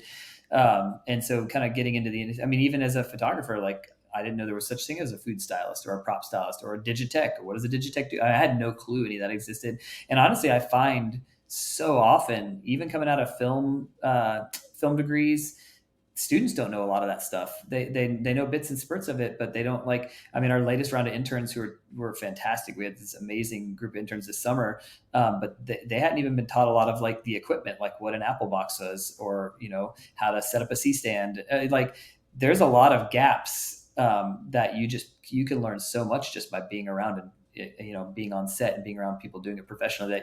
That yeah, I think that to me, the opportunity to try anything and everything, because I got that opportunity. I never did like a formal internship, but I got that opportunity when I moved into the Phoenix loft because all of those guys there were already operating professionally, and I was still at the tail end of my collegiate career. So I was not quite there yet. And they welcomed me in and said, hey, yeah, come on and be an assistant. You want to come help with this and come shadow me. And if you have questions about how to do this, and even to the extent that Brian Johnson, who was running a wedding, a very, very like successful wedding studio and still does, allowed me to shadow his studio manager and pick his brain. And he was giving me advice on how to structure my pricing for my clients and how to do so. And like that was just absolutely monumental for kickstarting my career and helping me get the ball rolling when I had no clue what I was doing. And I was 21 and in college, and people were asking me to shoot their weddings and how much do I charge? And I was like, I have no idea. So, to me, like just getting to be around people and trying a bunch of things and observe and just soak it in like a sponge, like that's such an awesome opportunity if you can kind of get your feet in those doors. Yeah, I tell people all the time, use social media, DMing people. I mean, Mm-hmm. that's how I get every single person just Yeah. about on this podcast is just through a simple DM. And it's amazing how many people in the Birmingham area just say yes to whether it's a podcast or whether it's somebody saying, "Hey, can I get on set with you?" or "Can I just come work with you one day?" Yeah. Volunteering your time Mhm. to Yeah. just be hands on deck for somebody will get you so far in the creative industry. Yeah. Yeah. And there's so many opportunities in Birmingham with Create Birmingham, Sidewalk Film Festival, all the ad agencies, the production companies in town. I mean, there's just so much here. So you can easily find opportunities to get yourself plugged in. And there's just so many people doing awesome stuff. And like you said, the volunteering side, I mean, there's tons of it. We just did one. We just did a huge short film and it had like a 30-person crew, and they were almost all volunteers. And like, that's awesome because it allows us to do this stuff. It gave a lot of people cool experiences, but then they're all the people that we're going to call back for the next big job we have too. So it's like a win-win for everyone. And I love that. I love that they're like, all game for come out and do this amazing creative thing. And our interns just did exit interviews with our interns. And one of the two of them said that the short film was one of the coolest experiences of his life. He's like, it was one of the coolest things I've ever worked on, ever done. He's like, I just can't even, it's like months later and I'm still just beaming from the experience of getting to be on that set and watch that happen. And he PA'd, he was there picking up lunch orders and like helping, keep the trash taken out. And he was like, it was the best thing I've ever done. It's so cool watching that happen. Well, whenever you need a 40-year-old decrepit bald man, you let me know, man. I'm there. We'll give you the call for sure. Always, always. All right. So what's next? What's next for you? What's next for 11 Productions? What do you see in the future? Man, it's been a wild ride the last couple of years. The industry kind of took a pretty big nosedive about a year and a half ago when the everyone freaked out about the economy crashing. And so our work has been a real steady busy for 10 years straight. And then it kind of slowed down last year. And it gave us the opportunity to do some really cool stuff. There's always stress involved with things slowing down because you need the money to be flowing, especially when you have a staff we have a Right. very large production studio but it gave us the opportunity to do some really fun creative stuff that we hadn't been able to do in a while because we stayed so busy. So like I mentioned, we were able to do several spec jobs last year with the robot to try out some new technology. We were able to do 2 short films this year. We were able to kind of push into some cool creative areas that we haven't had a chance to do. So that was really fun. And I think that brought a lot of energy and just really kind of kickstarted everything here creatively for us.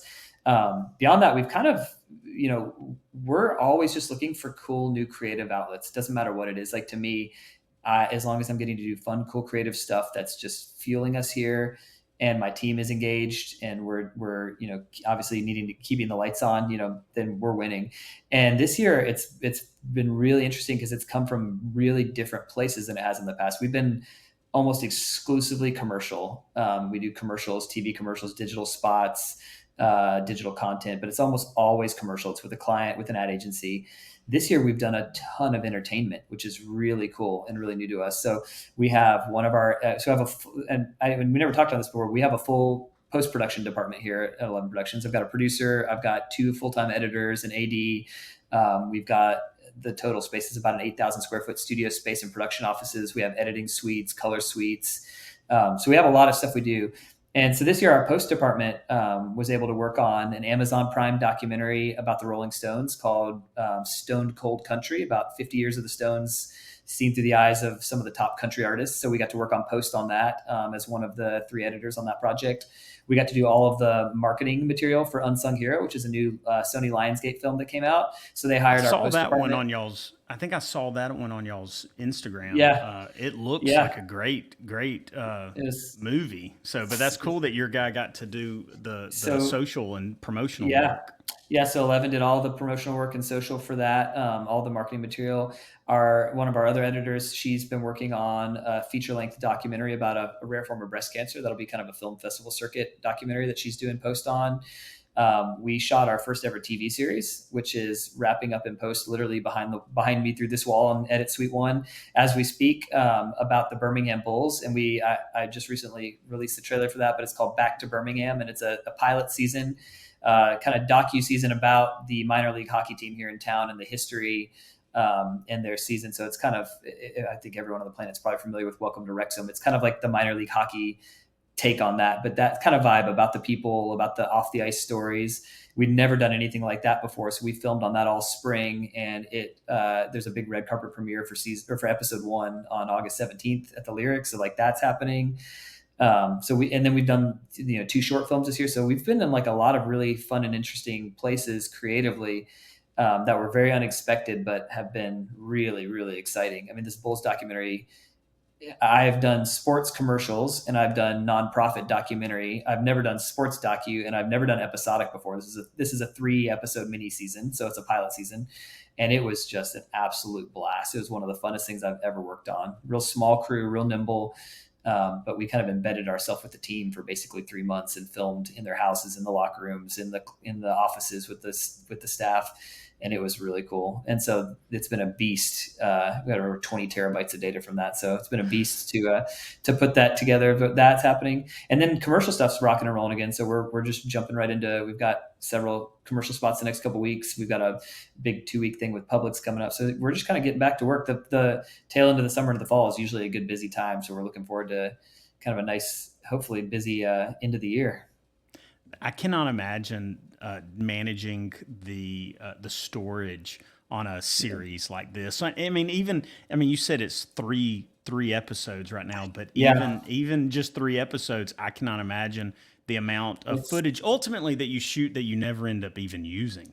It's a lot. Yeah. And that's the hard part, is like when you're shooting too, you're like, I don't know if I'll use this, but as soon as you stop recording, something happens that you wish you'd caught. And it's this was our first time doing it too. So we were also learning hockey, because I don't have a background with hockey. I played soccer my whole life. So I was learning what happens. Like if I was filming a soccer show, I know what the coach does at halftime. I know the kind of drills that the players do. I know what a practice looks like, because I played soccer my whole life.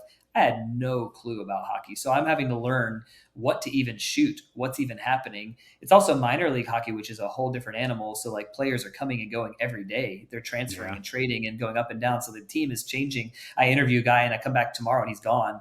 His locker's out, cleaned out. So like there's just all these really interesting things that we were learning on the fly, meanwhile creating just mountains of data. And then because of Birmingham Bulls being a 50-something-year-old team in 3 versions that have come and disappeared, come again, we also had this massive task of sourcing historic footage, archival newspaper clips to tell that story as well. And that's a whole nother thing that's new to me, because I've never really done anything in that sort of area of production. So it's been really cool. And then I've got, like I mentioned, I have a photo rep, so we do photography work as well. So I have photo campaigns kind of as well. So there's just sort of a mix of all of this stuff that we kind of keep juggling. And that's part of why it's amazing to have my staff and have this really great cohesive team here to help keep everything going.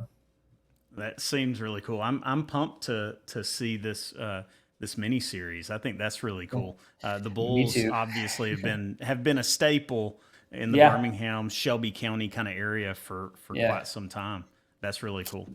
Yeah, I think it's going to be cool. And if all goes as planned, there'll be a season 2 of it coming hot on the heels. So we'll see. Fingers crossed. Yeah. Well, I'll definitely look for that and check that out whenever it comes out. All right. So, who inspires you? Where do you draw inspiration from? Where have you drawn inspiration from? And then also sort of like the second part to this is like, who inspires you now? Like people that you work with on a regular basis that sort of pushes you to new levels in your creative career. I'll say, so from a directing standpoint, there are a couple of commercial directors that I've followed for years and years and years and just absolutely love their work. Renal Grasat is one of my favorites. Diego Contreras is another one. They have these just like really rich storytelling, the ways of thinking and the way that they narrate story. And then they both have very unique visual languages that absolutely just gets me. It just like really, and every time something of theirs comes out, I like it and I see it on TV. I'm like, wait, that's a Diego Contreras spot. I know it. And I look it up. Yep. Sure enough, it is. And I love that. So that's always inspiring to me, how these guys have built And I think I mentioned earlier Renal Grossalis, who I was talking about before when I mentioned the director who has a very specific style, but a bunch of genres. It's always been really inspirational to see someone that can shoot an M&M's commercial and an IKEA commercial and a commercial for the new Universal Studios dinosaur ride, or whatever. Such completely different polar, different genres, but but it's he's got this signature on it.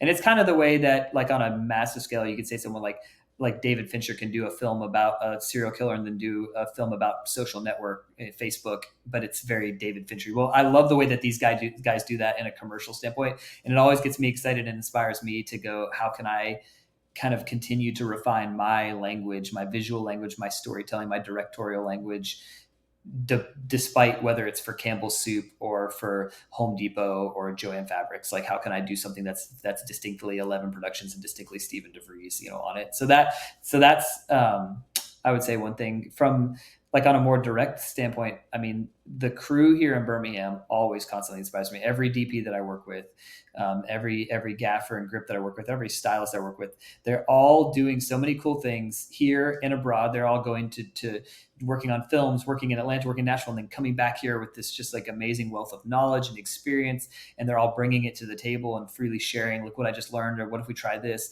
I love collaborating with DPs. I love working with DPs. I think you pulled those pictures up earlier of that film we just shot that Caleb Zoran DP'd, and getting to work with Caleb to bring that to life was just an absolute blast. The Alabama Power spot I worked with Sean Kirby on, and him coming down and working. And I just absolutely love, because I'm a visual person with my background being in photography, and I'm a lighting person with my background being in photography. Like, I've worked so hard to have a very distinctive eye for lighting and a distinctive style for my photography lighting. And so getting to work with those people, working with Seth from Alec Gripco or Champo, like, I just absolutely love that. That always inspires me. And then I guess lastly, I would say my staff here, I have the absolute best team on the planet, and coming into work every day with this team here, with my editors, I've got Blake and Katie in the editing team, my other producer, Katie, Max, like, they absolutely get me so excited to come into work every day. I know every project we do is going to both be a blast because I get to work with them on it. It's going to be amazing because they're all working on it. And I know that they always have my back no matter what happens. When I'm out sick on Monday because I can't lift my head, but we're in the middle of all this stuff, I know that I'm going to come in Tuesday and everything's going to be shipshape because they're all here rocking and rolling. And their dedication to their craft and to making 11 Productions awesome, and to the experience, like, they all buy in fully that, like, we are going to provide something here that people want, and people want to be here, and people want to collaborate with. And they all not only get that, but like fully like embrace it and believe it and live it out in every day here. And I love that. So that gets me super excited. How well, let me say this: the Caleb Zorn, I've got to get him on at some point. Yeah. He's one that one of my very first, like, on set experiences was something that he was actually DPing at the time with Big. I think he was employed at Big at the time before he had gone full freelance. That's how I met him. But I've got to get him. And then the other thing I was going to say was, or I was going to ask you, in hiring, because you talk about your team being so incredible, how difficult is that to really hire well, and then even to maintain that team? It's been interesting because it's happened really organically so far. I've had a staff starting with a single studio manager, growing to, at one point there were 7 of us here, now there's 5 of us. I've had that for 8 years in some capacity, 9 years, and only one time have I ever done a job posting, and it was for a studio manager, who is Katie, who's now our editor, who shifted to the editing world, probably 4 years ago. I think she's been here 4 years now. It's always happened through either I knew someone or someone knew of me, or I mentioned it to someone and they said, "Oh, you should call this person." It's always happened very organically.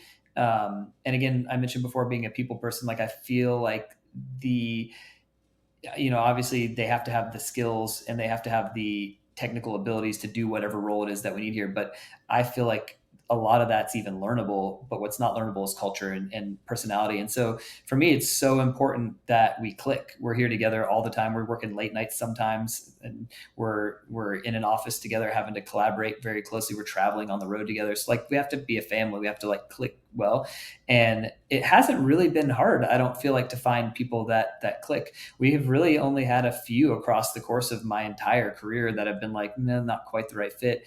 And often people will come in and freelance for a little while with me in some capacity before they come on full time. Not always, but like Katie, who is our producer now, came in and freelanced with us as an assistant producer to our former producer, and she was just like a perfect fit. It was like a glove. She was like, she's part of the family, obviously. And Max, our AD, he and I freelanced together for 7 or 8 years. I met him through Publix in Florida. So when he came on board, we'd already been working together for forever and knew each other. Like it's just been really organic.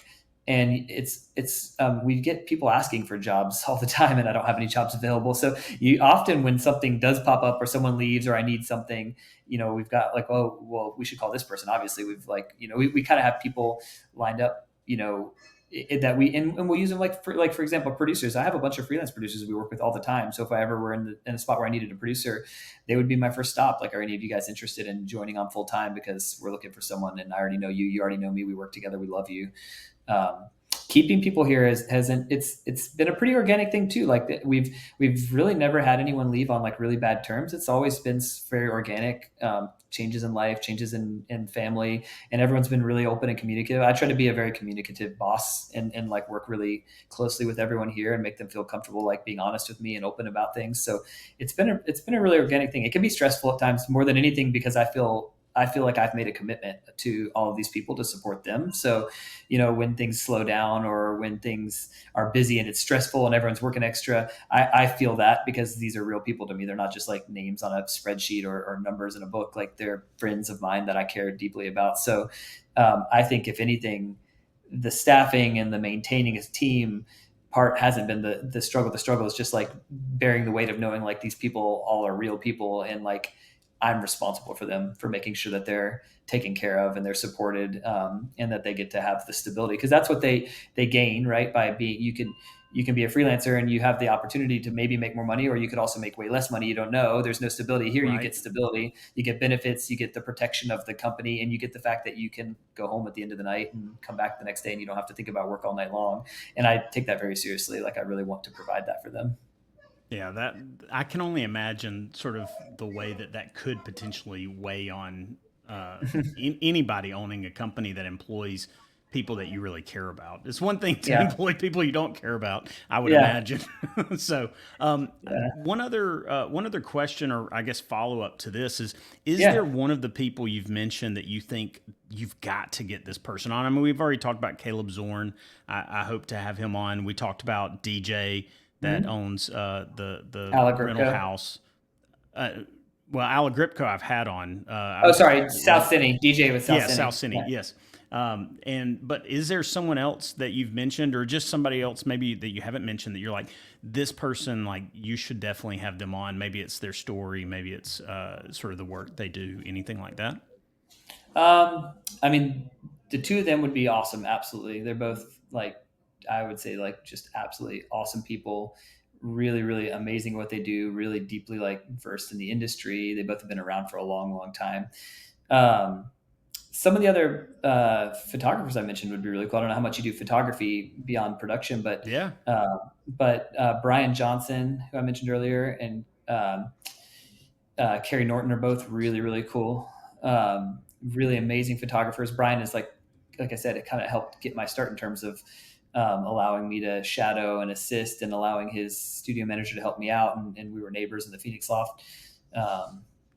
Carrie Norton actually knew his. Carrie Norton? Yeah, Carrie Norton. I actually knew his photography. Some friends of mine in Auburn got engaged, and he did their portraits and shot them on film. And I thought they were like just the absolute coolest things I've ever seen. It was the first time I'd seen 4x5, and I was just like, I don't even know what this is, but this is amazing. And then I moved to, and so I found him on Facebook, and then found his website, and his work just blew my mind. His work is just insane. And then I moved into the Phoenix, and sure enough, there's Carrie in the Phoenix. So I met him, and I was like, wait, you're the guy that shot my friend. So we connected, and super nice guy, but an amazing photographer.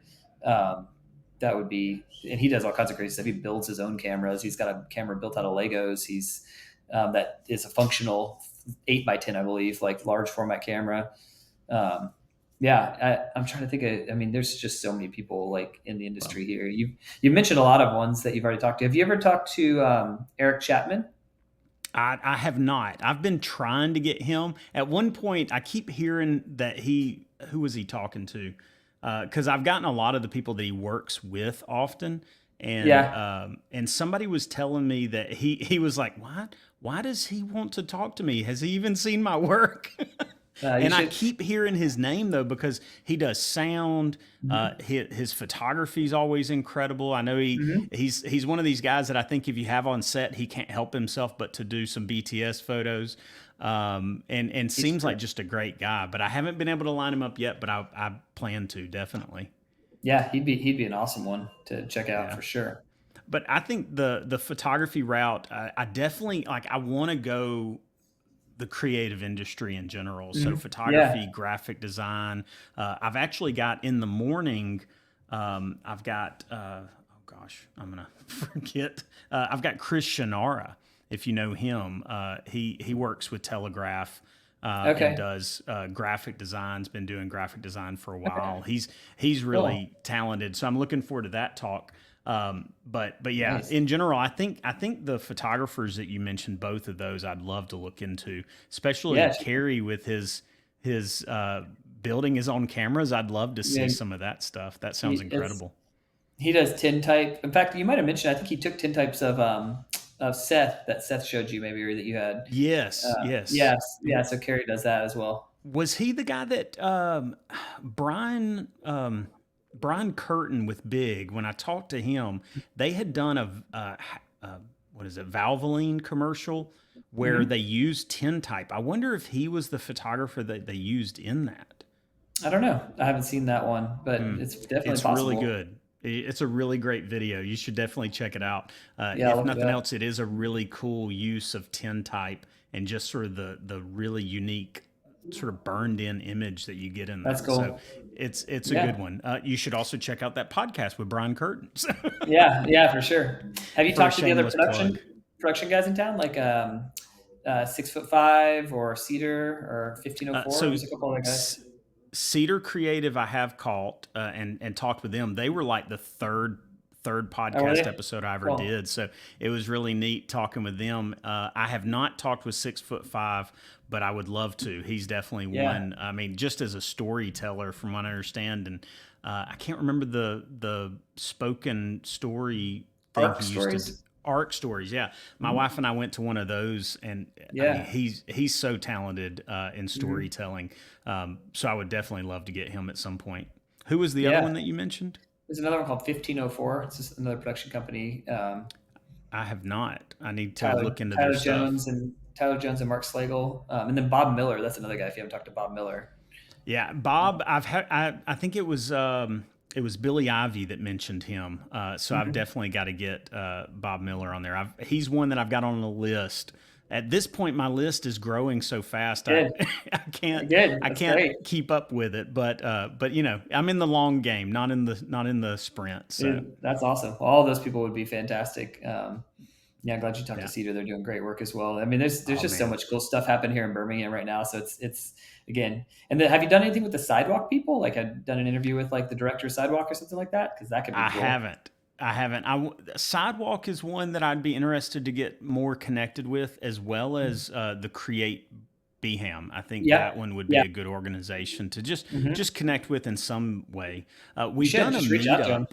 Yeah, we've done a meetup. We did it back in early July, um, and uh, and I've got plans to do another one where I just sort of invite creatives to come out, and we've got sponsors for the event. The first one went really good, so I'm hoping that we've got. I've got to find a location. We featured Aaron Spigner's moto crane at the first That one, was cool. so we got to see what else we can do to try to If you one ever up want to do one that. down here, let me know because we've got the studio. We've got a lot of space. So we've got a Yeah, 1,200 square foot shooting bay, and then it comes right off of a client lounge and closet. And then we have the 3,000 square foot production side. So we have tons of space. We've let Create Birmingham's done like a PA workshop here before, and yeah. we've done stuff with the city because I'm on the board for the Switch District downtown. So like we're always an open space here if you ever want to do something downtown. You'd be interested in featuring the Winston itself? Yeah, we could crank Winston up and do something fun with the robot. We talked about doing that last year, and then we got right at around the time we were ready to kind of figure out what to do. We got busy and kind of put it on the shelf. We talked about doing kind of like an open house, like we're gonna Yeah. have the robot up and running. Come by and have a drink, and we'll show you the robot sort of thing. We do a big Christmas party every year. And we plan to use Winston as the. We always do a photo booth, and we were going to use Winston as a like an animated GIF photo booth this year, and we just got out of hand, so we just put him upright and decorated him like a Christmas tree instead. So he was stationary, but He yeah, was let a me know. glorified Christmas tree. The world's largest, most expensive, heaviest Christmas tree on the planet that weighs a ton.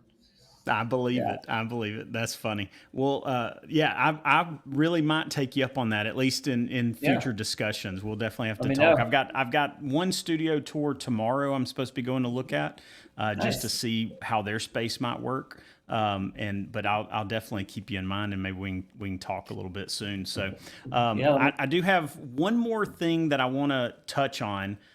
Just I feel like I need to at least speak about this out of respect for you. But tell me about your biking, because Oh obviously, man. according to your Instagram, Yeah. you are an avid cyclist. I believe is the Hmm. term you use, avid. So Yeah. explain your affinity for cycling, and tell me a little bit about this. I mean, do you actually compete on this cycling team? I do. Yeah. Okay, I got into cycling. I played soccer. I mentioned that before my whole life. And when right. my daughter was born, soccer became a really difficult thing because it's just hard to schedule and hard to get to the games, and it takes up a lot of time. And so I needed another outlet, both physically, I needed like exercise because I was used to playing soccer all the time, but also I'm very, very competitive, and I was missing soccer games and missing getting to go compete. And I tried a bunch of different stuff and nothing stuck. I tried running, I tried swimming, I did the gym for a while. And actually, Seth's brother CW, who's another great photographer in town, if you wanted someone to talk to, CW Yeah, Newell, um, yeah. was assisting in Digitech. He actually came on staff with me for a summer and was working here. And he's a cyclist, and so he was like, "You should get a bike and try it." And I was like, "I don't know. I mean, I know how to ride a bike. I've ridden bikes, but I'm not like a I've I mean, I had like a bike from Walmart that I used to get to class in college. That's like and I left it at my parents' house in Auburn. It's been hanging in a garage for 18 years now." And he was like, "Well, you should give it a try." And so the building we're in here, we're in the Acme building, right by the Innovation Depot and the Switch District of downtown Birmingham. And the Acme building is 11 Productions and Redemptive Cycles. So we have a bike shop as one of our tenants. So we own the building, and they're one of our tenants. So I was like, well, I'll give it a try. So I went over next door and I bought myself a bike. And CW took me on some crazy ride from downtown up to the Vulcan, up the mountain, and I thought my eyes were Mm. going to pop out of my head, and I was dying. That And sounds like a rough ride. and yeah, it's like first ride. Let me take you straight up the mountain.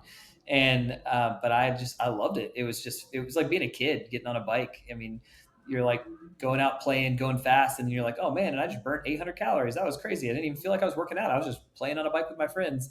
And so I kind of got into it really right around the time COVID hit, which was perfect because I just had all this extra time to ride my bike with friends. And me and three friends started cycling a bunch together, and because of the time we had, and because we were all two of us were soccer players together, so we were already had a good level of fitness. We got fast really quickly in the Birmingham kind of general community, and we thought, well, hey, let's give this a try. Let's go race. So the three of us just started racing together, and there were a couple race teams in town, and none of them really kind of appealed to us. We thought, well, let's just start our own team, and I was like, well, I'll do it. It'll be 11 Productions. So we started 11 Productions Racing, and it's grown now to a team of 9 of us, and we compete all over the country, but specifically the Southeast, at a decently high amateur level, I would say. And it's just an absolute. I actually had a race this morning, in a local club race this morning before work, at 5 a.m. And so to qualify Avid, I've ridden a little over 5,000 miles this year on the bike already. So um, that's the amount of avidness that it is for me. Just It's getting become a great started, thing. right? It's been a great thing, and my wife loves it, so she's gotten into it. She cycles. Both my kids are riding bikes and all the time, and so every time we travel, we take bikes. For me, it was the perfect. It was the perfect fitness thing because I'm about to be 40, so it's sustainable. It doesn't destroy your body like soccer. There's only so long you can play before your body can't handle it. Same Right. with honestly with running, cycling you can do forever. I mean, people ride. My grandpa was riding his bike at 85 to get his groceries. So like you can do it forever. Um, it's transportable. We can do anywhere. My wife and I travel and we rent bikes everywhere we go and ride bikes, and you get to see the world in different ways. It's community. You can do it with all these people, which again, I keep coming back to that, but I just love, my cycling team, my cycling community that I get to ride with. I meet people everywhere I travel. So now when I go down to Lakeland, Florida and shoot with Publix, I've got a cycling crew down there that I ride with because I've been riding with them for 5 years. And it's so easy to fit in. I rode this morning at 4:30 a.m. and I was home before my kids came out of bed, so it's like you have to make commitments. Like it was a commitment for me to start waking up early because I'm not a morning person, but my kids kind of forced me to become one anyway. But like now I can go cycle and be home and my kids don't know the difference versus soccer where I was gone for 3 hours Sunday afternoon and I missed bedtime, so it just kind of clicked all the boxes. And then on top of that, it's just fun. You're just like being a kid. Who doesn't love to be on a bike, right? I mean, I'm probably like the world's biggest advocate for cycling. I will try and proselytize everyone into getting a bike, but it's a blast. So I just kind of became a natural thing to sponsor the team because then it gave us kind of the ability to race under a common name, to bring our kind of best buds in and make a team. And we've kind of become well known in sort of the circles we're in around the Southeast now. Like if you ask cyclists around, 11 Productions Racing, they're like, oh yeah, we know someone from that team because we've got again a 9-person team in all different ages, spanning from I guess they're all in their 30s now, all the way up to like late 50s. We race in a bunch of different categories all over the place. So like we're really engaged and involved, and it's a blast. It's a lot of fun. Alec Gripko is one of our sponsors. I saw that. I might need to. I would definitely test the stretchiness of the outfits, probably if I put one on, and I would also test the slowness of a race. Like how slow can you go and still compete in a race? All been there. There's a time cut off. Sometimes you're racing the clock and not the other racers. It just happens. Definitely. I used to run years ago, and I'm probably a victim of what you were talking about. How you just can't keep it up. I messed up my knees and same. Yeah. It's hard. Genetically, I'm not built for that. My dad's got bad knees. I've got bad knees. Mm-hmm. Cycling might be the route I need to try out at some point. Give it a try, dude. And and that's the best part. You can be a guy who rides once a week for 5 miles and goes and has coffee with friends, or you can be someone that rides 5,000 miles a year in races. You just do it however you want to do it, which is pretty cool. Yeah. And just and I have friends that do it. I mean, Seth Alagripko, he rides, but he doesn't ride like I ride. He rides an e-bike and cruises around with, and has, it's like, but it's awesome. It's just so much fun. I love it. I love that, I'm always trying to get him to come out and ride with me. But yeah, it's great, man. Yeah. So that's kind of my outside of work and outside of my family and kids. That's kind of my thing, cycling. And it's been fun to get to share it with actually there's a company in town called Little Hammies that does little kids bike races. And so both my kids raced their first time this summer at the little kids bike races. And we just did one this last Wednesday at the zoo, and they got to race in the Birmingham Zoo. And it was really cool seeing my kids both get super hyped up and excited to get on their bikes and go do a bike race and kind of sharing this fun thing together. That's really cool. I've seen them do that at not Oak Mountain, it's Herdmont Park. Yeah, mm-hmm. Out by Oak Mountain. Yeah, I've seen that. That's super cool. Well, listen, Stephen, thank you so much for jumping on this talk with me. Congratulations on the success, the hard work that it's taken to get there, and all the future endeavors that you're moving into and working towards. Seriously, awesome. Congratulations and props on all of that. Thanks so much. Well, thanks for having me. It was great. Any chance I get to just talk about creativity is always exciting. So this is awesome. And thanks for doing all this. I love listening through all the cool creative people you've gotten to talk with in town. It's inspiring to see them all in one big collection. I love it. Yeah, it's been great, man. I'm shocked every time somebody tells me yes, but I do appreciate you saying yes to this time. Absolutely, man. Thanks for having me on.